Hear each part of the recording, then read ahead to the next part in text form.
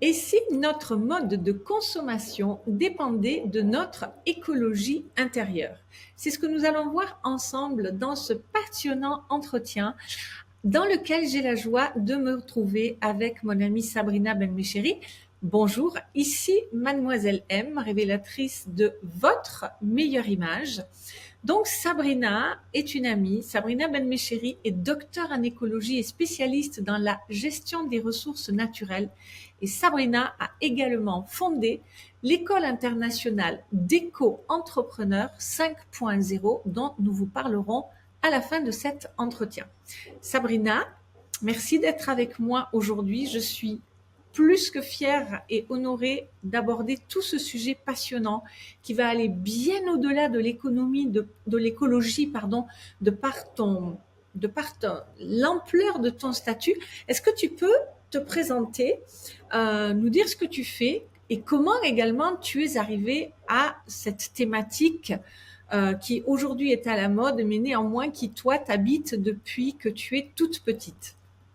Déjà, bonjour Myriam, merci beaucoup de m'inviter sur ta chaîne et puis de partager ce moment avec toi qui s'est vraiment co-construit avec toute la magie de la vie. Donc ça, j'aime beaucoup déjà.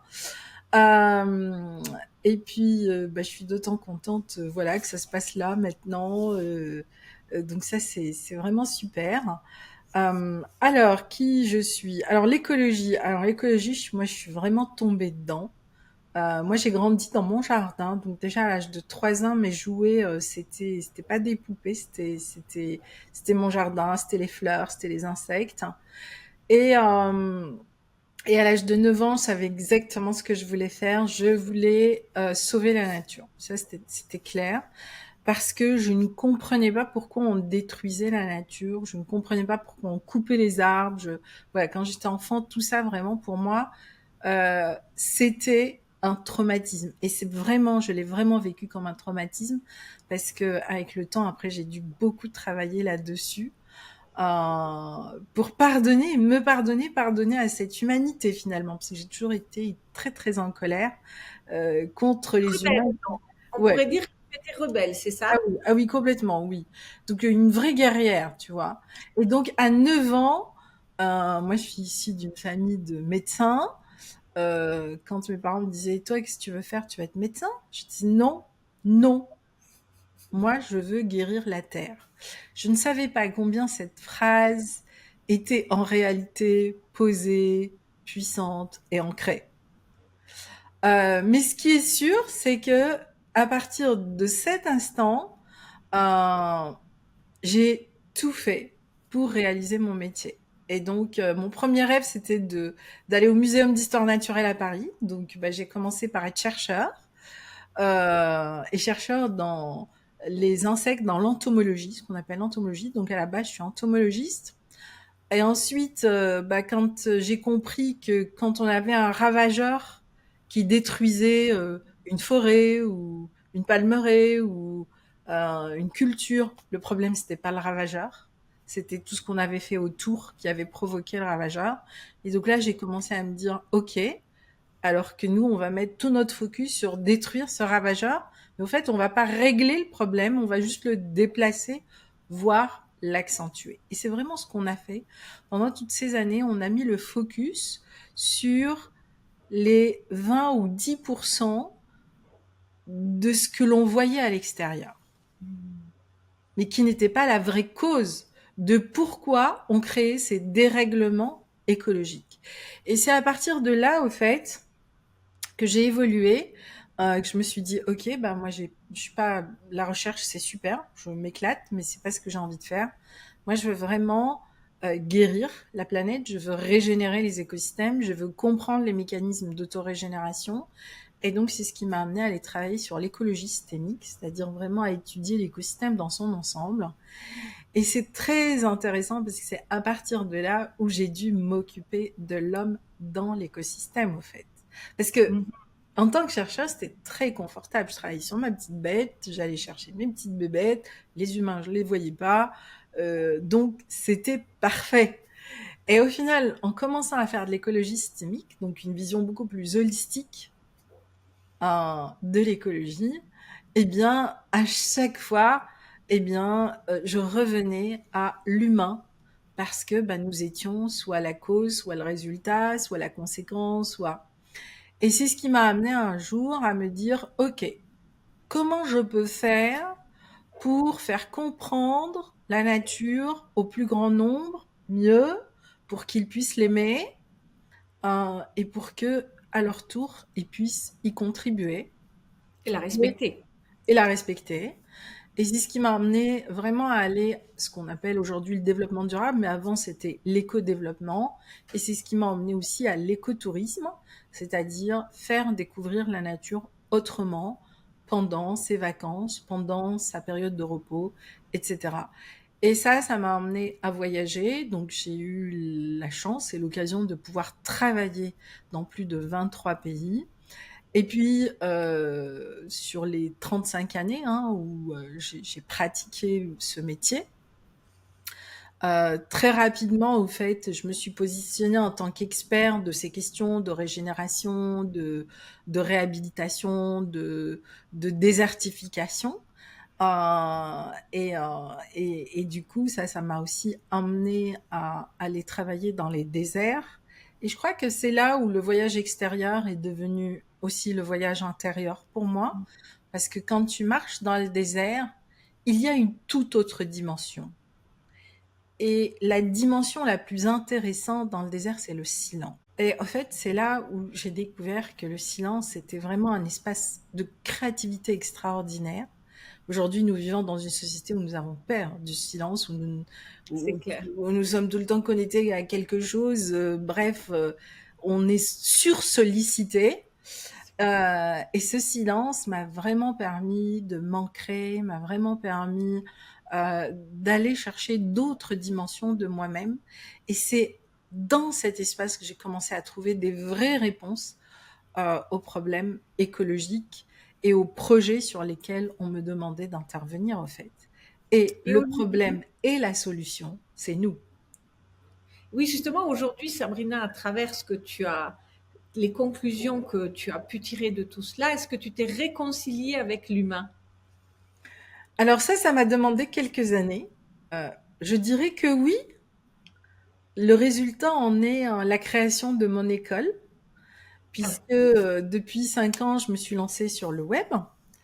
Et en me lançant sur le web, mon objectif, c'était vraiment de communiquer et de partager mon expérience, mon expertise, etc. Parce que je suis quand même très, très pointue dans mon domaine. Et donc, je suis quand même aussi très sollicitée de par la planète pour l'expertise que j'ai. Et donc, je me suis dit, il est grand temps, si tu veux vraiment protéger la planète, c'est de partager ça Mhm. avec les personnes, eh bien, qui elles aussi ont envie d'œuvrer, qui elles aussi ont envie de faire cette transition intérieure, écologique, etc. Et donc, il y a 5 ans, je me suis lancée sur le web. Et les 2 premières années, je me suis beaucoup, beaucoup formée. Et puis, il y a 3 ans, donc j'ai sorti ma première formation, donc qui s'appelait J'ose l'éco-entrepreneuriat, qui est devenue Éco-entrepreneur 5.0. Et donc, cette année, eh bien, ce programme devient l'École internationale Éco-entrepreneur 5.0. D'abord parce que, eh bien, j'œuvre à l'international et donc l'idée, c'est de travailler à un niveau international. Éco-entrepreneur parce que vraiment, on y apprend l'éco-entrepreneuriat, mais dans toutes ses dimensions, c'est-à-dire pas seulement, OK, comment je vais créer un projet éco-responsable, c'est-à-dire comment je vais faire du packaging éco-responsable. Non, on va vraiment en profondeur. Oui. Et 5.0 parce que pour moi, la nature, il y a aussi une dimension spirituelle. Et le 5, c'est pour le cinquième élément. Et 0, le 0, c'est El Sato. C'est la 22e lame du tarot. Et c'est la carte de tous les possibles. Hmm. Voilà. Et la nature, c'est aussi tous les possibles. J'aime beaucoup Sabrina et d'ailleurs, je te ferai intervenir au sein de la Styling Academy au niveau entrepreneurial à travers ta vision de l'éco-entrepreneuriat 5.0. Mais là, on va rester plutôt côté consommateur dans cette interview-là. et on a prononcé un mot qui était l'écologie intérieure. Est-ce que tu pourrais nous expliquer qu'est-ce que l'écologie du soi et comment notre mode de vie est en lien avec notre écologie intérieure? Est-ce que tu peux nous développer un petit peu tout ça? Parce que c'est vrai qu'on entend parler de beaucoup d'écologie, de durable, etc. dans la mode. Mais là, avant d'aborder tout cela, on le fera tout à l'heure, explique-nous ce concept de départ. Alors, en réalité, nous avons tous une écologie intérieure. Après, on en a conscience ou on n'en a pas conscience. Et puis, il y a différentes manières aussi d'aborder cet espace-là. Donc moi, je l'aborde avec l'écologie. Pourquoi? Parce que on est fait des 5 éléments, d'accord? Notre corps est fait totalement des 5 éléments, que sont la terre, l'air, l'eau et le feu, d'accord? Rien que si je prends l'eau, nous sommes faits de plus de 80% d'eau, d'accord? Donc comprendre cet élément en nous, eh ben, c'est connecter déjà 80% de notre plein potentiel intérieur. C'est juste énorme. Et l'eau est un élément primordial pour moi. Le lien entre notre écologie intérieure et nos modes de vie, eh bien, là, c'est vraiment un travail que j'ai mené pendant plusieurs années parce que je ne comprenais pas dans les projets que l'on mettait en place, et Dieu sait que je travaille sur des projets d'envergure, donc avec des gros moyens, pourquoi il y avait tant de résistance au changement? Pourquoi dès qu'on amenait quelque... Est-ce que tu peux, Sabrina, définir ce qu'est l'écologie intérieure? Peut-être que tout le monde ne sait pas ce que c'est que l'écologie intérieure.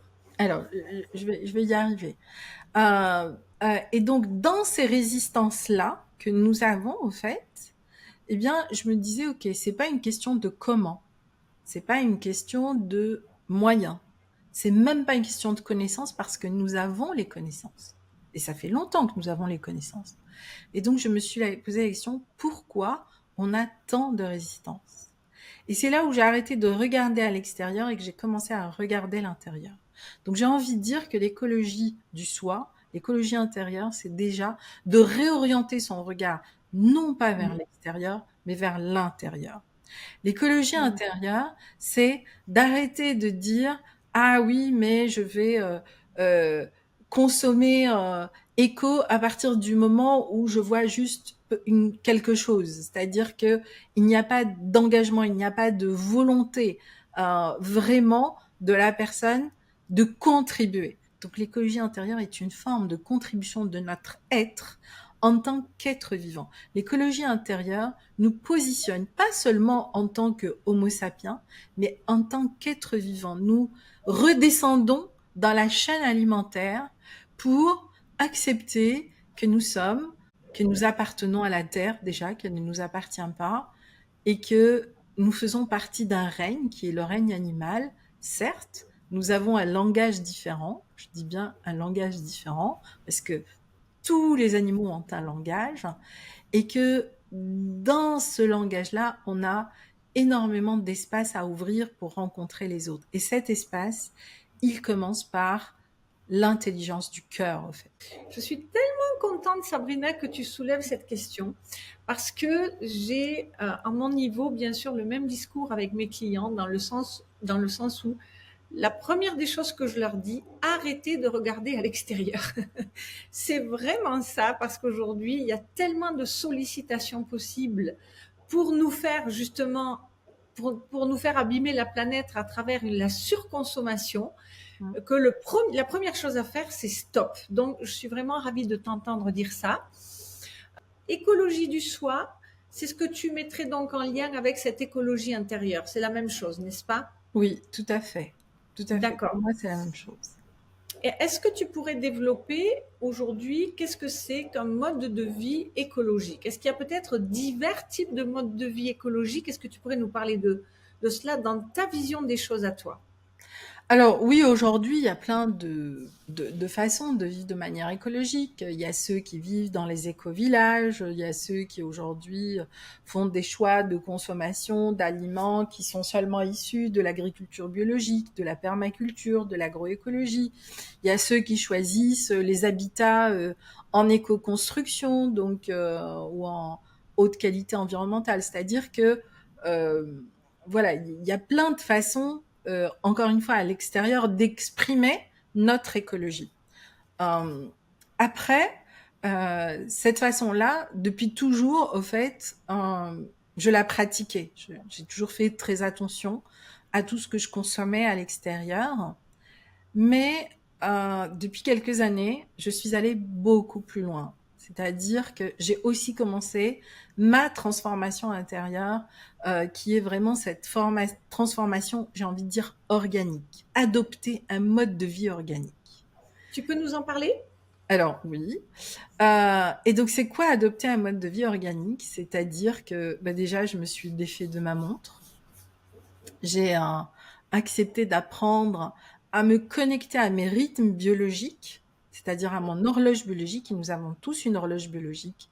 Et chez nous, les femmes, encore, elle est 1000 fois plus puissante que chez les hommes, parce que nous, ben, nous avons un cycle de 28 jours, qui est un cycle lunaire. Donc, naturellement, nous sommes connectés à la Lune et au Soleil, d'accord?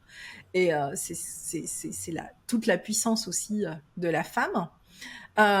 Et à partir de là, au fait, eh bien, j'ai été réinitialiser tout ce processus en moi, en fait, pour me détacher et pour me désidentifier, eh bien, de tous les rythmes que la société nous impose. Et pourtant, Dieu sait, voilà, que je travaille et pas toute seule et j'interviens dans plein d'organisations, dans plein de programmes et autres. Mais au fait, c'est vraiment ce rythme-là que j'essaye d'amener. Et ce rythme est un rythme organique. La deuxième chose, c'était de me dire, OK, il est grand temps que tu apprennes à vivre avec les 4 éléments. Voilà. Pendant ma période de jeunesse, quand j'ai démarré mon métier, j'étais vraiment en guerre pour la planète. La seule personne que j'ai détruite dans cette guerre, c'est moi. En fait. Euh, et donc, un jour, je me suis dit, mais tu vois bien que ça marche pas, quoi. Ça sert à rien. Donc, il faut que tu arrêtes d'être en guerre pour la planète. Fais autre chose. Ou exprime-le autrement. Et là aussi, ça m'a ramené à moi, finalement. Et donc, cette guerre contre la planète, c'était ma blessure d'humanité. Et donc, je me suis dit, et si tu t'occupais de ta blessure d'humanité? Et donc, ça m'a amené aussi là aussi à entreprendre tout un travail de guérison intérieure.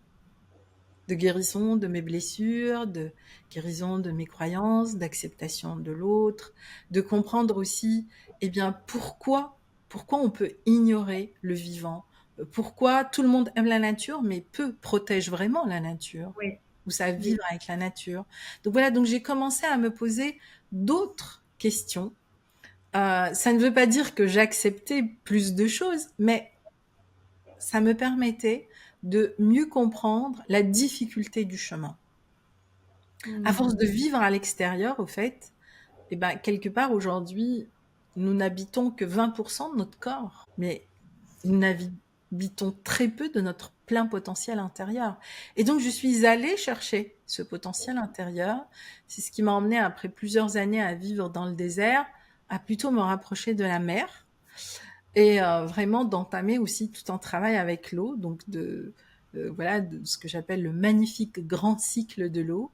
Et j'ai passé 10 ans à étudier l'écosystème eau, mais pas que, l'entité eau, mais pas que, comment travailler avec l'eau, comment réinformer son corps avec l'eau, parce que ben, s'il y a bien un élément avec qui tout est simple et tout est complexe, c'est l'eau.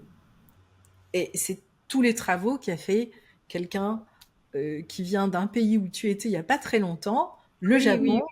Voilà. Masaru Emoto, il nous a démontré comment en fait on pouvait interagir avec l'eau. Donc voilà, voilà, je me suis intéressée à l'écologie autrement. Ce qui m'a aussi emmené à travailler sur les montres fractales. Donc dans l'écologie systémique, eh bien on a les montres fractales, c'est si on prend par exemple le chou romanesco, c'est l'expression Oui. parfaite du monde fractal. Tu retrouves la structure aussi bien dans le grand chou que dans la dernière fraction du chou. Et ben nous, c'est exactement pareil dans notre corps et avec la planète et avec les écosystèmes et l'univers.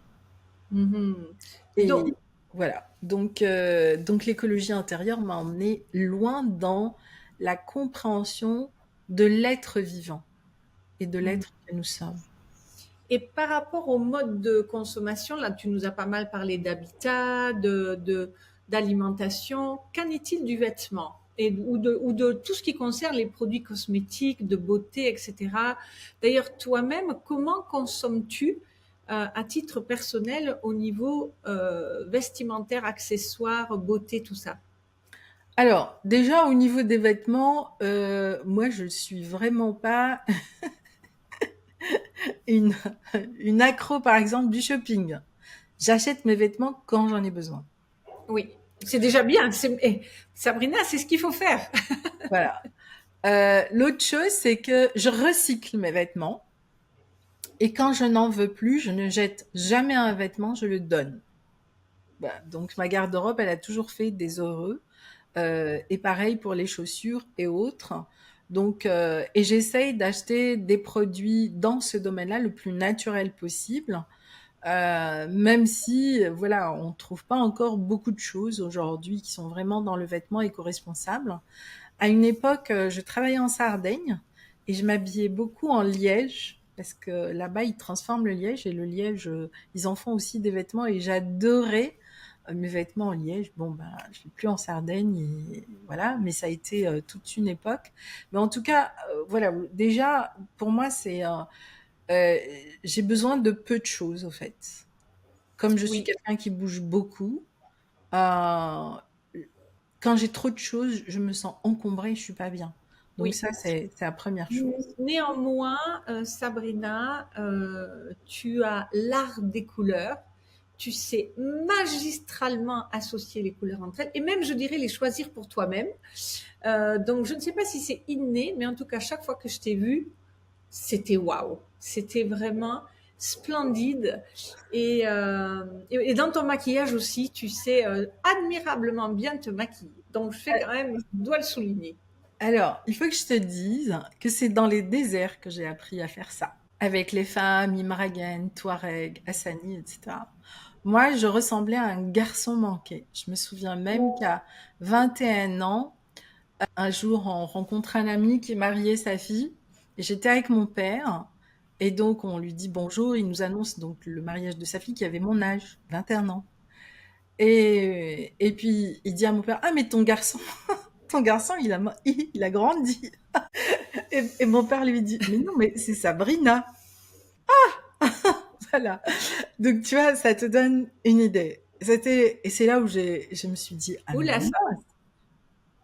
attends, on t'a perdu. On va reprendre à partir du moment où tu rigoles. Ah, donc, c'est là où je me suis dit, Tu m'entends? oui, là, tu m'entends ou pas? Allô, allô?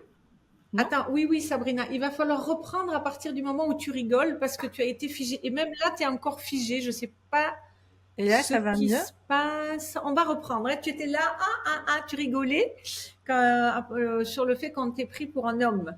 Voilà. Donc voilà. Donc, Ah, mais est-ce que c'est bon là ou pas? attends, Sabrina. Pour moi, tout est OK.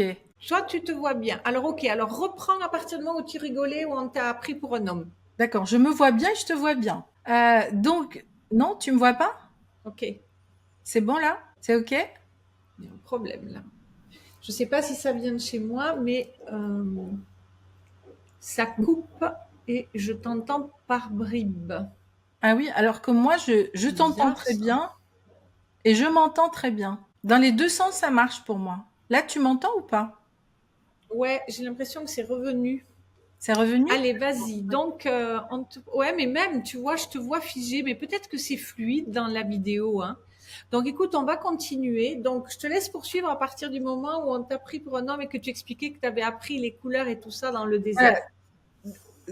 Donc je me souviendrai toujours de cet instant, parce que ça a été un électrochoc pour moi. Je me suis dit, mince, mais je suis une fille. Mais bon, après, c'est parti.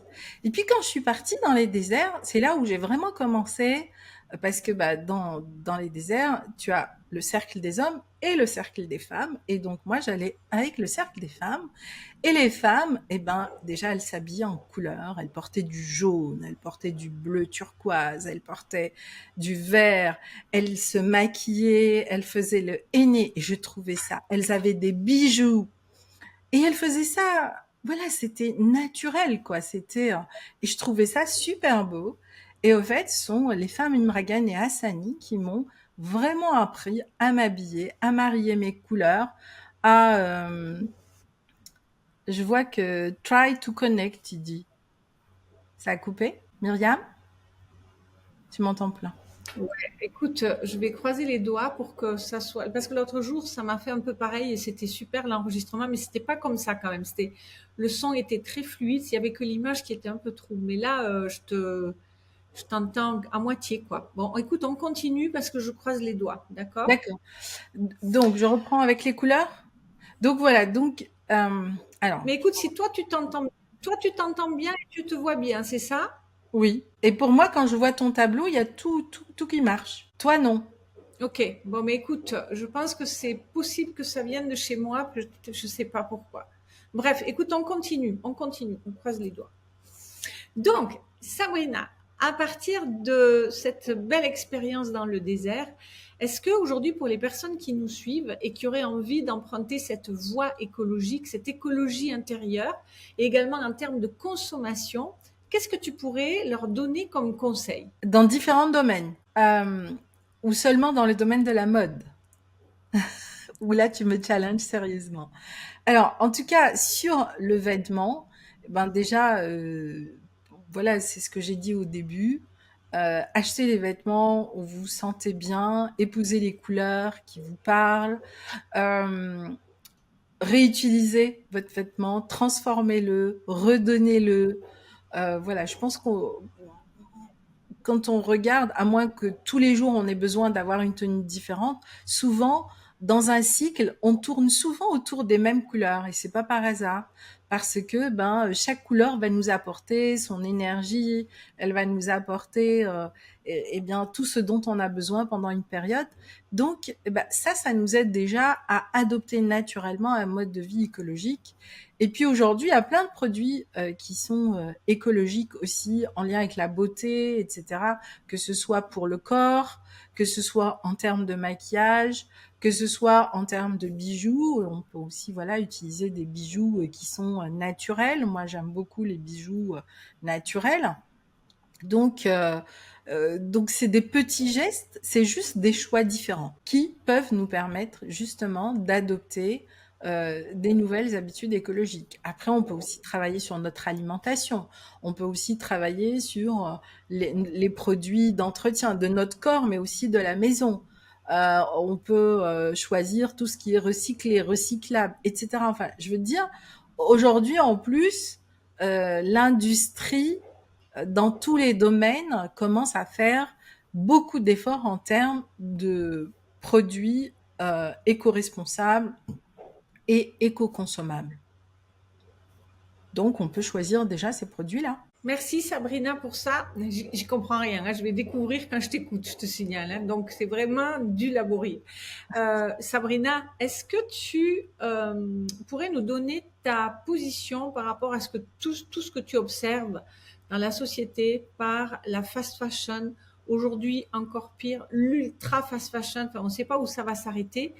Euh, Est-ce que tu n'as pas envie de mener un combat envers cela qui pour moi est vraiment quelque chose d'horrible, quoi, parce que aussi bien au niveau éthique chez les humains qui fabriquent ces vêtements qu'au niveau écologique sur les produits qui sont utilisés, les teintures, les tissus, bref, c'est une catastrophe de A à Z, le transport, les renvois, enfin, il n'y a rien qui est fait sainement dans cette chaîne-là.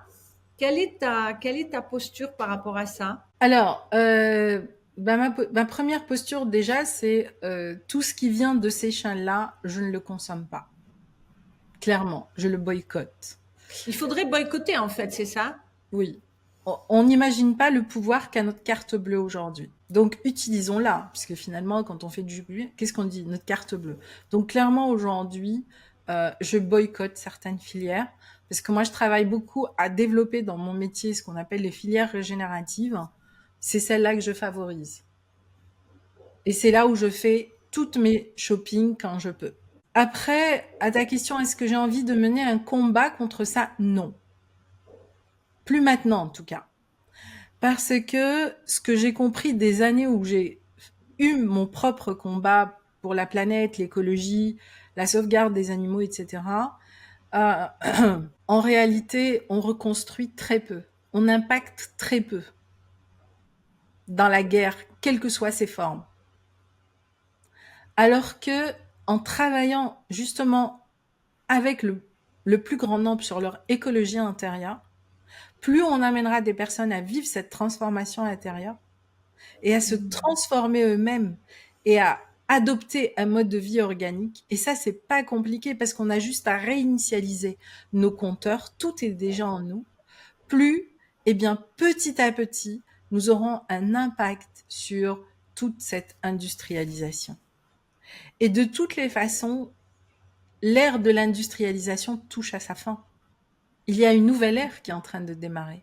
Avec cette transition écologique, etc., je suis convaincue qu'il y a autre chose qui est en train d'émaner. Et puis pas que aujourd'hui, tous ces gens qui sont engagés dans le développement personnel, etc., qui travaillent sur eux. Donc de toutes les façons, ce nouveau monde, il est en train de naître, il est en train de se créer. Maintenant, est-ce qu'il sera assis au même titre que l'ère de l'industrialisation dans 5 ans, dans 10 ans, dans 20 ans, dans 50 ans? C'est ce qu'on ne sait pas. Mais en tout cas, j'ai envie de dire, le compte à rebours a commencé et je préfère mettre mon énergie dans ce qui est positif parce que ça va grandir. Et puis surtout, dans ce domaine-là, j'ai beaucoup de plaisir, j'ai beaucoup d'amour à faire ce que je fais. Et aujourd'hui, je suis convaincue que l'amour est bien plus fort que toutes les formes de guerre. Tu m'entends, Myriam? Non? Myriam? Allô, allô? Ouais, non, mais je te dis, je suis dans le brouillard le plus total. Et Sabrina, par rapport à tout cela, il y a la notion de greenwashing, bien sûr, qui a été reprise. Donc, ta posture et ta vision de tout cela également. Alors, le greenwashing, c'est vraiment quelque chose qui m'agace beaucoup. Je dirais même, peut-être même plus que ceux qui sont que tu vois, que les industriels qui polluent clairement, et puis voilà, on le sait, et voilà. Le greenwashing, pour moi, c'est pire parce que c'est une forme de mensonge. Et on veut utiliser le green pour vendre plus et du coup, pour induire encore les gens en erreur. Oui, là, je dis stop. Parce que Oui, ça fait beaucoup de mal. Donc c'est stop au clair. greenwashing, clairement. Voilà, Hmm. autant assumer ce qu'on fait, mais faire passer quelque chose qui n'est absolument pas écologique pour quelque chose d'écologique, c'est vraiment, pour moi, c'est vraiment, euh, ça, c'est encore plus grave, au fait, parce que là, c'est, ok, on utilise l'écologie ou on fait croire que l'écologie, c'est ça, alors que c'est pas du tout ça. Et donc là, on induit les gens en erreur encore plus que si on les laissait choisir en qu'est-ce qui est écologique et qu'est-ce qui n'est pas écologique. Donc oui, ça, j'ai quand même mon petit combat au quotidien là-dessus, tu vois, sur le greenwashing, le green bashing, etc. Hmm. Sabrina, avant qu'on conclue et que tu nous parles des portes ouvertes de l'école, euh, j'aimerais reprendre avec toi quelque chose qui t'est cher et que je partage énormément avec mes élèves, c'est la notion de vision. Pour moi, on ne peut pas démarrer un travail sur son image, sur sa transformation de dressing, sur la transformation intérieure, justement, sans avoir une vision. Est-ce que tu pourrais nous parler un petit peu de cela aussi de ton côté? Et est-ce que ça te semble normal que j'utilise aussi cette notion de vision lorsqu'on aborde quelque chose qui est l'image de soi? Ah mais complètement. Parce que la première vision que l'on a à construire, c'est notre vision de nous-mêmes. Comment on se voit dans 5 ans, dans 10 ans, dans 15 ans, dans 20 ans. Et moi, je sais que j'ai toujours dit que je voulais vieillir et mourir belle. Mais déjà très jeune. Hmm. Mais belle dans le sens rester jeune. Et voilà, mais c'était posé là, mais je pensais pas que inconsciemment, au fait, ça allait aussi œuvrer en moi. Et ça allait m'amener par différents chemins à définir eh bien mes codes de la beauté, de ce que j'aimais, de mes couleurs, de ma façon d'être, de prendre soin de moi, tu vois, de prendre soin de ma peau, parce que notre corps, il est important finalement. Et C'est tu le aussi fais très bien, hein. Prendre oui, soin de ta peau, c'est vraiment quelque chose qui te tient à cœur depuis longtemps. tout à fait. Parce que notre corps, c'est le véhicule dont on a besoin pour incarner notre mission. D'accord? Et on a chacune une mission. Et donc, la vision, elle commence par là. Et à partir de là, parce Hmm. que tu es le support de ce que tu déploies aussi, tu vois? Au-delà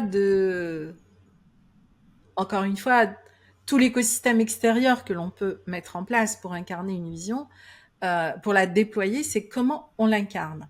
Et pour moi, ça, c'est vraiment le socle. C'est quelle est la vision, et c'est souvent aussi la question que je pose, c'est quelle est la vision que tu as de toi dans 2, 3, 4, je vais aller plus loin, dans 20 ans. Parce que mine de rien, ça passe vite 20 ans. Moi, je les ai pas vus passer ces 30 dernières années. Et ça se prépare dès notre plus jeune âge. Donc, construire une vision, c'est hyper important. Et dans cette vision, je me suis jamais vue posséder. C'est tout l'inverse. Je me suis toujours vue me dépouiller de beaucoup de choses. Et c'est ce que j'ai fait aussi tout au long de ces années. Il y a plein de choses dont je me suis débarrassée, que ce soit à l'intérieur ou à l'extérieur, pour pouvoir me sentir légère dans ma vie, pour pouvoir être tout le temps en mouvement, pour pouvoir bouger, pour pouvoir venir, partir, etc. En revanche, il y a un élément qui est important pour moi dans ma vie, c'est mon lieu de vie. Voilà, pour moi, mon lieu de vie est sacré. Et il doit toujours être euh, dans la nature. Je dis toujours, je peux me passer de tout, sauf de nature. Et donc, j'ai toujours vécu dans des endroits qui étaient soit des espaces naturels, soit... Voilà, donc c'est ça aussi une vision. Et quand ta vision devient organique, eh bien, tu la poses et ton corps, il travaille pour toi. Moi, je dis toujours, apprenez à faire un pas vers la nature et elle en fera 1000 pour vous. Et c'est vrai. Allô, Myriam? Are you here? T'as fini, Sabrina? Je t'entends pas. Tu Oui. Qu'est-ce que ça va donner? Tu- Oui, Si c'est bien, ce sera miraculeux, hein. oui, j'ai On va fini. voir ce que l'IA fera de tout ça. Ouais. Moi, je t'écoute, je donne ligne de la tête comme si je Ah oui. t'entendais, mais je t'entends pas du Mais tout. Je d'accord, t'entends tu un m'entends. mot tous les 30 mots. C'est Bon, drôle. écoute, on est persévérante. Sabrina, est-ce que tu pourrais nous parler pour conclure cet entretien de ton école, donc d'éco-entrepreneur 5.0 dont tu nous parlais au début. Tu as une actualité très, très bouillonnante actuellement, donc dis-nous ce qui se passe et comment on peut te suivre. Bon, alors, écoute, déjà, je peux te dire que c'est quand tu parles que s'affiche, vous avez une connexion pas stable. Donc ça vient de chez toi. Tu m'entends? Non, tu m'entends pas. Non, je t'entends pas. Qu'est-ce que tu dis? Je peux pas parler avec toi en fait. On peut s'appeler sur WhatsApp, mais je t'entends pas. Je te disais, Myriam. Myriam? Allô? Ouais, Tu mais c'est m'entends? bizarre, je t'entends pas non plus sur WhatsApp. Ah C'est oui. quoi ce bins? J'entends rien, Sabrina. J'entends rien du tout. Oui, oui, on finit l'interview, c'est clair, c'est clair. C'est pour ça que je te demandais quelle était ton actualité. Alors, eh bien, aujourd'hui, donc, je suis en plein lancement de l'école internationale Éco-entrepreneur 5.0. C'est vraiment les portes ouvertes de l'école. Donc, ça fait plus de 3 ans maintenant que je travaille sur ce projet. Et donc, cette année, je vais accueillir les premiers éco-entrepreneurs. Et ce lancement a lieu du 10 au 16 juin. Et je suis très heureuse parce que tu y participes et tu m'y apportes tout ton soutien. Donc, merci beaucoup, ma chère Myriam. Et voilà. Et donc, dans ce projet-là, l'idée, c'est d'accompagner des femmes et des hommes qui ont envie, qui ont des projets, qui ont des rêves, mais qui veulent les réaliser de manière écologique en y intégrant aussi bien le projet éco-responsable que leur écologie intérieure. Voilà, ma chère Myriam. Merveilleux, Sabrina. Merci beaucoup. C'était Magnifique et d'autant plus challengeant avec tous les soucis techniques que nous avons eus. Merci beaucoup Myriam. Sabrina, je te remercie infiniment pour ce beau partage, pour oui, le déploiement comme ça de ton expérience, de tes compétences et de nous montrer qu'en fait que tout part de nous comme d'habitude et que effectivement, comme on l'a annoncé au départ, que notre mode de consommation ne peut effectivement venir que de notre écologie intérieure. Donc merci infiniment Sabrina. Et on se retrouve prochainement pour un prochain interview. D'ici là, portez-vous bien. C'était Mademoiselle M, révélatrice de votre meilleure image. Bye bye Sabrina.